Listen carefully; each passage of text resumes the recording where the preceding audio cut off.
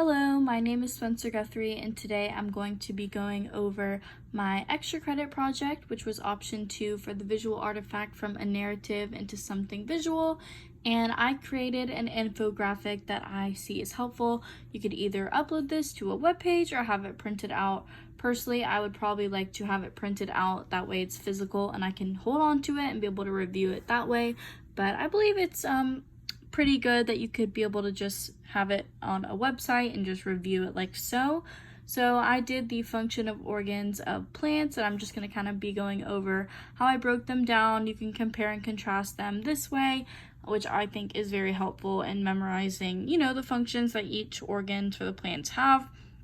So as you can see, I broke them down into stems, leaves, and roots and added a little kind of visual photo to each of the categories. That way you can look at it and see exactly what it is. So for the stems, obviously you can see there are 6 functions.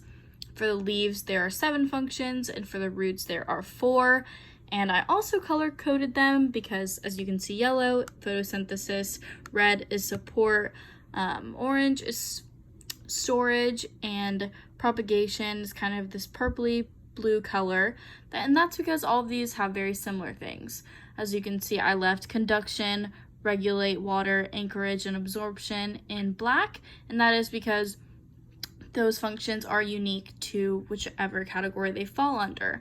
So the color coding is kind of showing what they have in common, and the black is whatever is unique to them. I think it's super easy to just look at these colors and kind of remember, and if you're anything like me, you like to use these as memory hooks, kind of the same concept as if you were to be highlighting on physical paper, but you could remember that, photosynthesis is yellow, and both stems and leaves had yellow in them. So if you'd like to remember it that way, I think that's an easy way to remember it, but you could also just remember the list that I have.